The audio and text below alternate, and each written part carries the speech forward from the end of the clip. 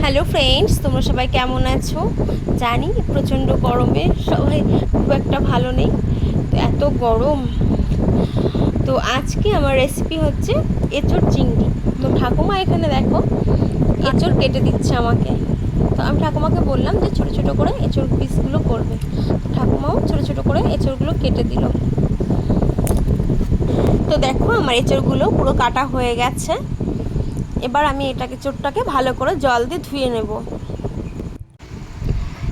এবার এই চিংড়ি মাছগুলোকে ভালো করে বেছে নেব। এদিকে মাম্মাম দেখছে চিংড়ি মাছ বাছা, এদিকে সোনামাও একটা চিংড়ি মাছ উঁচু করে ধরে রেখেছে, দেখো খুব মজা পাচ্ছে, মাছটাকে দেখাচ্ছে। চিংড়ি মাছগুলো বাছা প্রায় কমপ্লিট। এবারে চিংড়ি মাছগুলো বাছা হয়ে গেলে ভালো করে ধুয়ে নেব।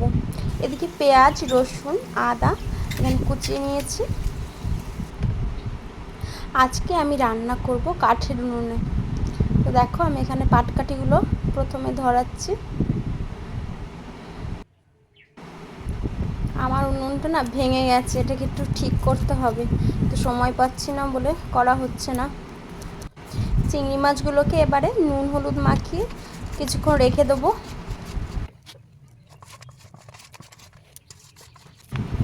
এদিকে কড়াই গরম হয়ে গেছে, এবারে আমি এর মধ্যে দিয়ে দেবো সামান্য সর্ষের তেল। এবার দিয়ে দেবো চিংড়ি মাছগুলোকে। তো মাছগুলোকে ভালো করে লাল লাল করে একটু ভেজে নেবো।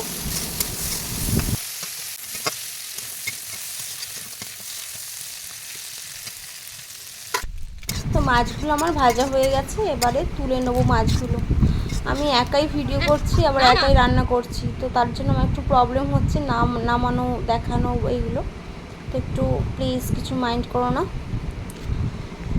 এবারে আমি আরেকটু সর্ষের তেল দিয়ে তার মধ্যে গোটা জিরে, তেজপাতা, শুকনো লঙ্কা আর গোটা গরম মশলা ফোড়নে দিয়ে দিলাম। ফোড়নটা আমার হয়ে গেছে, এবারে কেটে ধুয়ে রাখা যে এঁচোড়ের টুকরোগুলো সেগুলো আমি এবার কড়াইতে দিয়ে দিলাম। আমি কিন্তু এঁচোড় আগে সিদ্ধ করে নিয়ে একবারেই দিলাম ফোড়নে। তো এঁচোড়টাকে আমি বেশ কিছুক্ষণ ভাজবো। তো এঁচোড়ের মধ্যে আমি আলুর টুকরোগুলো দিয়ে দিলাম। তো বেশ কিছুক্ষণ ধরে আমি ভাজবো অল্প অল্প জালে।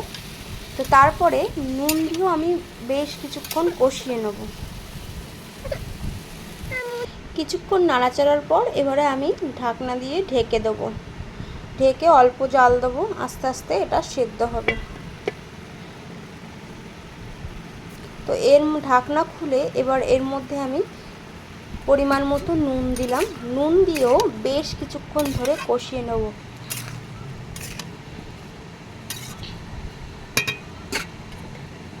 তো এই নুন থেকে যে জল বেরোবে ওই জলেই এঁচোড়টা সিদ্ধ হয়ে যাবে।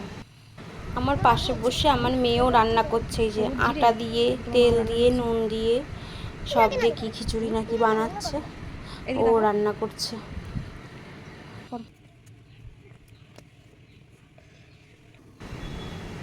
এবারে ঢাকনাটা খুলে দিলাম, দেখো কতটা জল এখনও রয়েছে এঁচোড়ের মধ্যে। তো বেশ কিছুক্ষণ আরেকটু নাড়াচাড়া করে নিই ভালো করে।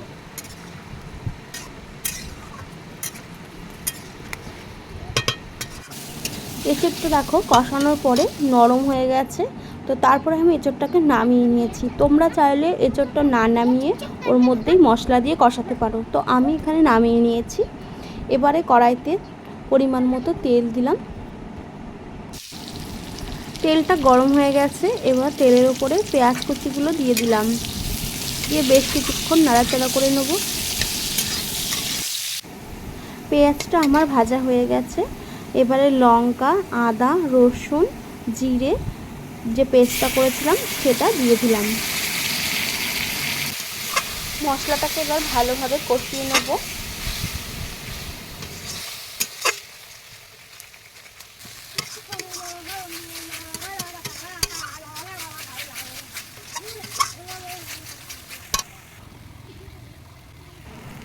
এবারে এর মধ্যে 1 চামচ হলুদ গুঁড়ো দিয়ে দিলাম,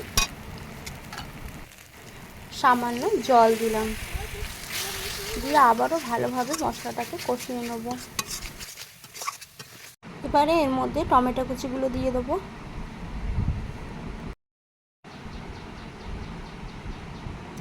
মশলাটা আমার বেশ সুন্দর কষানো হয়ে গেছে। এবারে ভেজে রাখা যে আলু আর এঁচড়ের টুকরোগুলো ছিল সেগুলো দিয়ে আবার বেশ কিছুক্ষণ কষিয়ে নেব।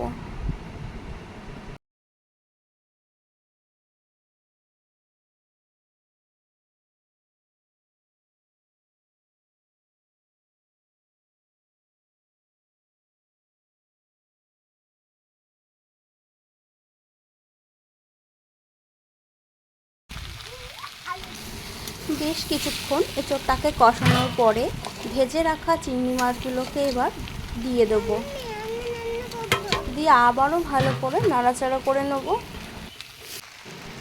এঁচড়গুলো দেখো ভালো সেদ্ধ হয়েছে, কত সুন্দর খুন্তিতে কেটে যাচ্ছে, দেখো নরমও হয়েছে। এবারে আমি জল দিয়ে দিলাম, পরিমাণ মতো জল দিলাম। যে যেমন ঝোল রাখবে সে তেমন জল ব্যবহার করবে।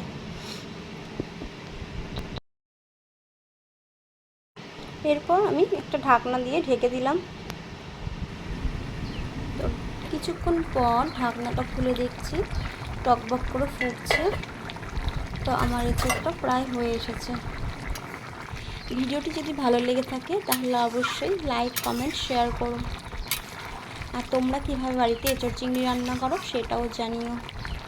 আর কে কোথা থেকে দেখছো সেটাও জানিও। প্রত্যেকেই ভালো থেকো, সুস্থ থেকো, সাবধানে থেকো। এবারে নামানোর আগের মুহূর্তে সামান্য একটু চিনি দিলাম, এটা অপশনাল, তোমরা চাইলে নাও দিতে পারো। আমার বাড়িতে বানিয়ে রাখা যে ভাজা মশলাটা থাকে সব সময়, তো সেই ভাজা মশলাটাই 1 চামচ অ্যাড করব, ছোটো চামচের 1 চামচ। এবারে 1 চামচ মতো ঘি আমি ছড়িয়ে দিলাম।